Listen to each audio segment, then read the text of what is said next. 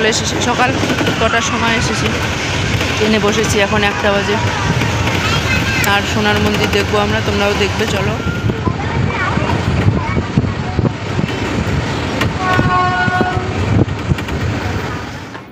তো বন্ধুরা ফাইনালি চলে আসলাম আজকে অমৃতসরে। পাঞ্জাবে যে অমৃতসরে আছে কি কি তোমরা তো জানোই।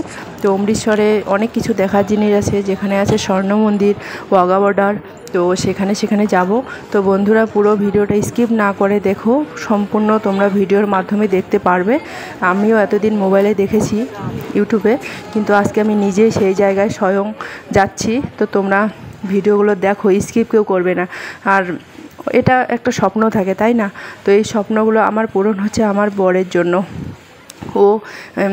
ও এখানে থাকছে বলে আমি এগুলো জায়গায় আসতে পেরেছি আর কি। তো দেখো ফাইনালি ট্রেনে করে সেই 6-7 ঘন্টা জার্নি করে চলে আসলাম অমৃতসর স্টেশনে। এখান থেকে নেমে আমরা দুপুরবেলা এখানে লাঞ্চ করে নেব। বাড়ি থেকে খাবার প্যাক করে নিয়ে নিয়েছি কোয়ার্টার থেকে।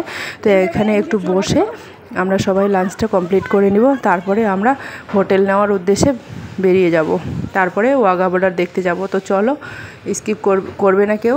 তো চলো তোমরা দেখতে থাকো। যারা নতুন, চ্যানেলটা এখনও সাবস্ক্রাইব করোনি, প্লিজ চ্যানেল সাবস্ক্রাইব করে রাখো। নতুন ভিডিও ডেইলি আসবে। অনেক জায়গায় ঘুরেছি, সেই ভিডিওগুলো এখনও দেওয়া কমপ্লিট হয়নি, আমি দিচ্ছি। একদম ছোট ভিডিও দিব, বেশি বড় দিব না, দেখতে যেন তোমাদের সুবিধা হয়। তো বন্ধুরা জানো তো, এইখানে যে আমরা গেলাম, এত লেভেলের আনন্দ কি বলবো, তোমরা দেখলে বুঝতে পারবে। তো এখন আমরা টোটো করে এখন যাচ্ছি হোটেল নেব। এখন হোটেল নিয়ে ব্যাগ ঠ্যাগ রেখে তারপরে আমরা যাব ওয়াঘা বর্ডারে। তো তোমরা লাস্ট অবধি দেখো, লাস্টে দেখলেই বুঝতে পারবে যে ওয়াঘা বর্ডারে যে প্যারেডটা হয় ইন্ডিয়ান পাকিস্তানের, তো সেটা তোমরা এখানেই দেখতে পারবে। তো জানোই তো এখন দেশের যা পরিস্থিতি, তো এই সময় যাওয়াটা ঠিক না। তো দেখো আমরা হোটেলে পৌঁছে গেলাম। এটা রুম, তাড়াতাড়ি রেডি হন, যদি জাম আছেন তাড়াতাড়ি। আমরা এটা রুম নিলাম, এই রুমটা তোমরা দেখেন নেই দরজাটা কি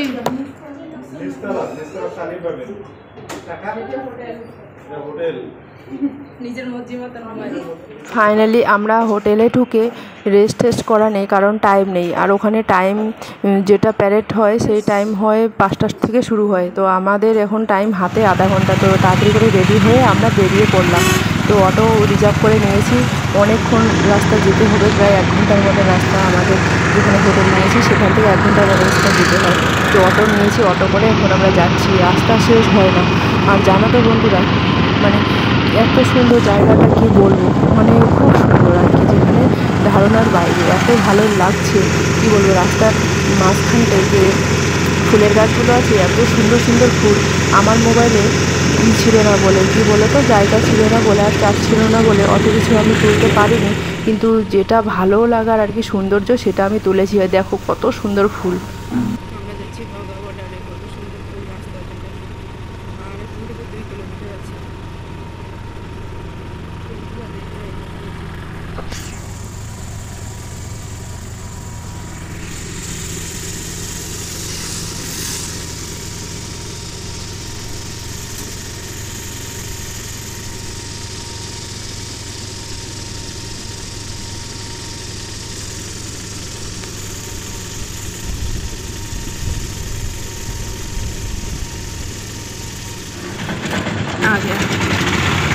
আর এত পরিমাণ রোদ কি বলবো, সেই দুপুরবেলা রোদে বেরিয়ে গেছি। আর রাস্তার ধারে যে এখানে রূপজা জল খাওয়াচ্ছে, এখানে খাবার খাওয়াচ্ছে, তো সেখানে আমাদের খাবার খাওয়ার টাইম নেই। আমরা রূপজা জল খেয়ে নিলাম, এখানে খেয়ে আবার চলছি, মানে শেষ হয় না যেন রাস্তাটা। এখন আমরা ফাইনালি পৌঁছে গেলাম। চলো, ইন্ডিয়া পাকিস্তান শুরু হয়ে গেছে।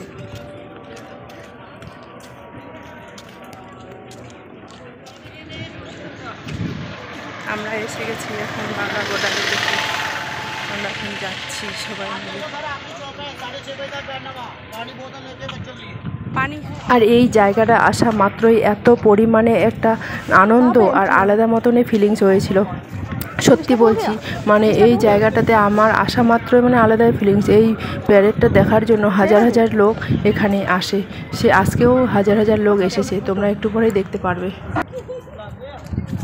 এসে গেছি ইন্ডিয়া পাকিস্তানের ভিতরে, ঢুকে গেছি।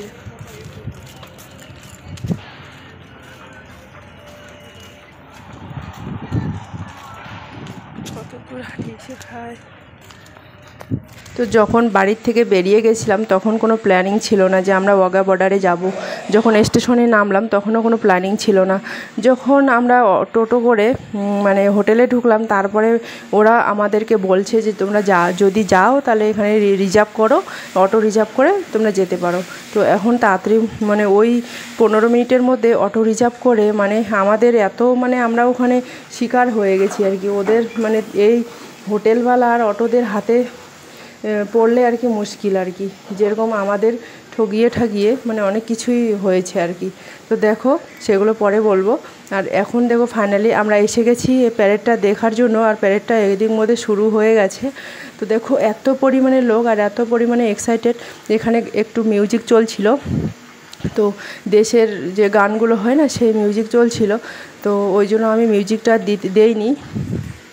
জয় হো এই সংটা চলছিল, ওই জন্য আর দেয়নি। আর ওইদিকে প্যারেড দেখাচ্ছে, আর ওই সাইডে এই যে এই সাইডটা দেখতে পাচ্ছ না, ওই অপোজিট সাইডটা ওটা হলো পাকিস্তানের, ওদের মানে মাঝখানটে ওরা মানে বর্ডার আর কি, এক সাইডে ইন্ডিয়ান এক সাইডে পাকিস্তান। জানি না এটা বলাটা ঠিক হলো কি না, কিন্তু অনেক লোকে ভিডিও করে তার জন্য আমিও ভিডিওটা করলাম। ওই যে ওই পাশের বিল্ডিংটা দেখতে পাচ্ছ দূরে একটু বিল্ডিংটা, সোজা রাস্তাটা সোজা, ওটাই হলো পাকিস্তানের, ওটা লাস্ট সীমানা ওদের।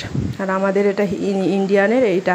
তো ইন্ডিয়ারে দেখো অনেক লোকজন বসে আছে, অনেক লোকজন এসেছে, প্রচুর পরিমাণে লোক। আমরা হয়তো ভাবছি যে লোক হবে না, কিন্তু এখানে প্রত্যেক দিন এই প্যারেড দেখার জন্য হাজার হাজার লোক এসে বসে সেই দুপুর 12টার থেকে। এখানে টাইমিং আছে, ওই টাইমের মধ্যে প্যারেডটা শুরু হয় আবার শেষ হয়, মানে 6:30টার সময় শেষ হয়ে যায়। তারপরে এখানে লোকজন অত থাকে না, যখন যার যার ডিউটি তখন শেষে করে। আবার রাত্রেবেলা ভিড় কোথায় হয় বলো তো, তারপরে এখান থেকে লোকজন সবাই চলে আসে স্বর্ণ মন্দিরে। তো আমরাও এখান থেকে বেরিয়ে চলে যাব স্বর্ণ মন্দিরে। তো সেই ভিডিওটা আজকে এখানে আর দিব না, নেক্সট ভিডিওতে আসবে। তোমরা কন্টিনিউ ভিডিওগুলো দেখো, অবশ্যই ভালো লাগবে। আর এখানে মিউজিক চলছিল বলে দেয়নি, মিউজিকটা যদি না থাকতো, শুধু থাকতো তাহলে আমি দিতাম। কিন্তু এত পরিমাণে ওখানে লোক আনন্দ, মানে এত পরিমাণে আনন্দ কি বলবো। আর ওখানে এত পরিমাণে অভিনয় করে দেখাচ্ছে কি বলবো, মানে যারা দেখেছো তোমরা হয়তো জানো যে এখানকার যে আনন্দ যে লেভেলটা, সেটা বলে বোঝাতে পারবো না। আর আমার মেয়ে তো এত এক্সাইটেড ছিল, মানে কি বলবো, একদম প্রচুর পরিমাণে এক্সাইটেড ছিল।